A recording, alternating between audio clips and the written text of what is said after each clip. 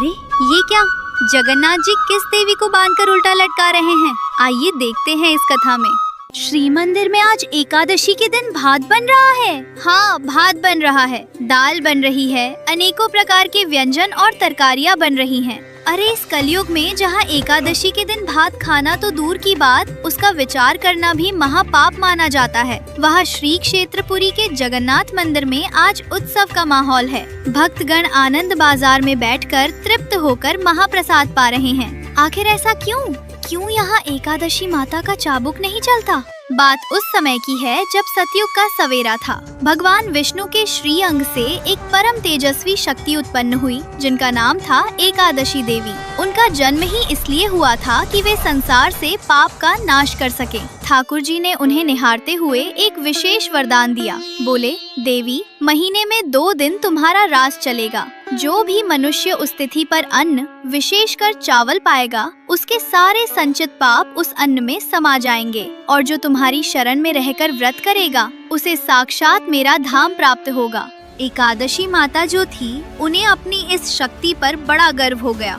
हो भी क्यों ना, तीनों लोकों में उनका भय था, स्वर्ग हो या पाताल। उस दिन कहीं चूल्हा नहीं जलता था। पापी से पापी मनुष्य भी एकादशी के दिन चावल को छूने से कांपता था। अपनी विजय पताका फहराती हुई अहंकार में डूबी एकादशी माता एक दिन नीलांचल धाम यानी हमारे जगन्नाथपुरी पहुंची। जैसे ही उन्होंने मंदिर के सिंह द्वार में अपना पहला कदम रखा, उनको लगा कि शायद वे रास्ता भटक गई हैं। उनका दिमाग चकरा गया। आज एकादशी की पावन तिथि थी, पर यहाँ का नजारा तो बिल्कुल उलट था। आनंद बाजार में हजारों भक्त बैठे थे। कोई भूखा नहीं था, कोई प्यासा नहीं था। सबके सामने मिट्टी के कुल्हड़ों में गर्मा गर्म अन्न परोसा जा रहा था। भक्त बड़े चाव से जय जगन्नाथ का उद्घोष करते हुए उस भात को पा रहे थे। एकादशी माता का क्रोध 7वें आसमान पर पहुँच गया।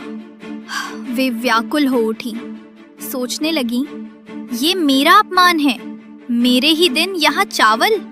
क्या जगन्नाथ जी मेरा नियम भूल गए? क्या उन्हें मेरी शक्ति का भान नहीं?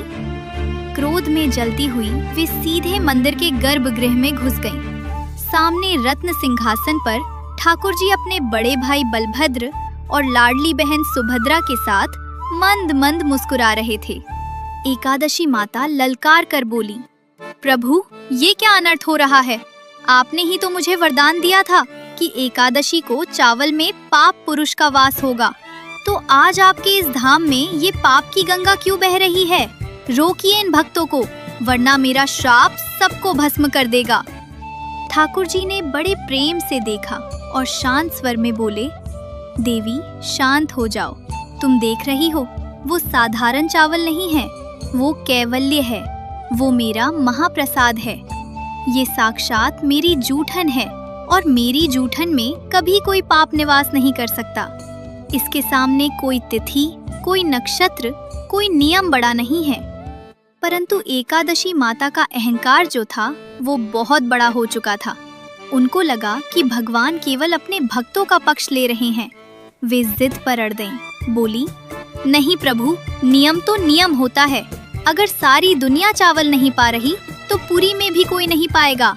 मैं अभी जाकर उन भक्तों के पत्तलों से वो अन्न छीन लूंगी। जैसे ही एकादशी माता पलटी और उन्होंने महाप्रसाद को रोकने के लिए अपना हाथ उठाया, तभी अचानक मंदिर का पूरा वातावरण बदल गया। ठाकुर जी की वो प्यारी सी मुस्कान ओझल हो गई। उनकी बड़ी बड़ी गोल आँखों में वो तेज आ गया जो प्रलय ला सकता है, क्योंकि ठाकुर जी सब कुछ सह सकते हैं। अपना अपमान सह सकते हैं, लेकिन अपने भक्त और अपने प्रसाद का अपमान उनसे सहन नहीं होता। ठाकुर जी की एक हुंकार गूंजी, जिसने पूरे नीलशैल पर्वत को हिला दिया। वे कड़क आवाज में बोले, रुको देवी, तुमने मेरे महाप्रसाद को पाप कहने का दुस्साहस कैसे किया? क्या तुम भूल गई हो कि ये महाप्रसाद साक्षात ब्रह्म है? इसके सामने वेद, पुराण और स्वयं तुम जैसी शक्तियां भी छोटी पड़ जाती हैं। पर प्रभु, नियम तो आपका ही बनाया हुआ है। अगर आज भक्त चावल पाएंगे तो मेरा व्रत खंडित हो जाएगा। मेरा मान कहाँ रहेगा? सुनो एकादशी, मंदिर की इस चौखट के बाहर पूरी दुनिया में तुम्हारा ही राज चलेगा। वहाँ जो भी अन्न पाएगा, उसे निश्चित ही पाप लगेगा। लेकिन ये श्री क्षेत्र है, ये मेरी पुरी है।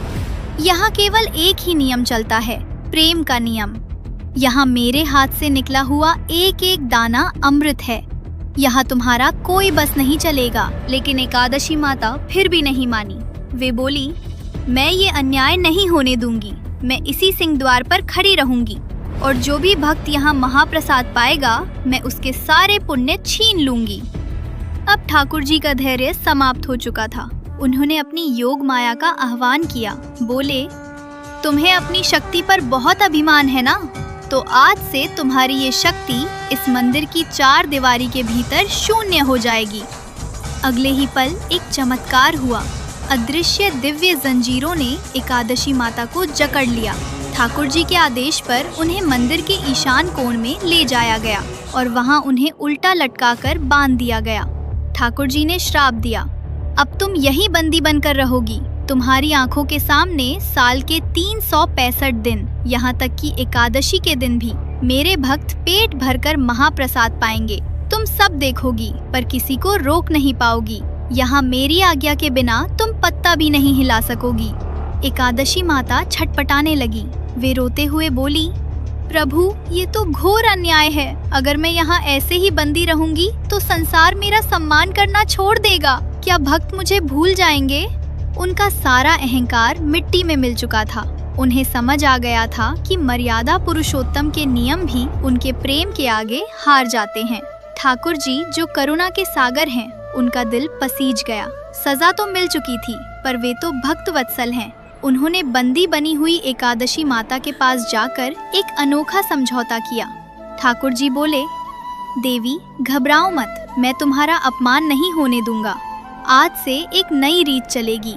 पुरी में एकादशी के दिन भक्त पेट भरकर महाप्रसाद पाएंगे। उन्हें कोई पाप नहीं लगेगा, लेकिन तुम्हारे सम्मान की रक्षा के लिए वे उस महाप्रसाद को पाने से पहले अपने मस्तक से लगाएंगे, उसे दंडवत प्रणाम करेंगे और मन ही मन कहेंगे, हे एकादशी माता, ये साधारण अन्न नहीं, प्रभु का प्रसाद है। मैं इसे प्रभु की आज्ञा मानकर ग्रहण कर रहा हूँ। मेरा व्रत खंडित न हो। एकादशी माता इस सम्मान से प्रसन्न हो गईं। उन्होंने वचन दिया, प्रभु, जो भी भक्त इस भाव से पुरी में महाप्रसाद पाएगा, मैं उसके पाप नहीं गिनूंगी, बल्कि उसे 2 गुना पुण्य प्रदान करूंगी।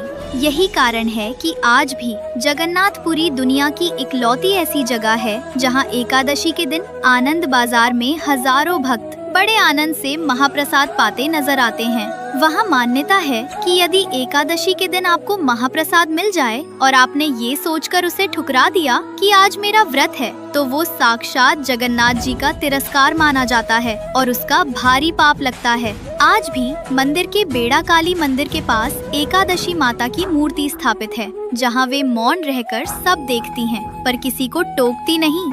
ये कथा हमें सिखाती है कि धर्म में नियम तो बहुत हैं, पर प्रेम और ठाकुर जी का प्रसाद उन सब नियमों से ऊपर है।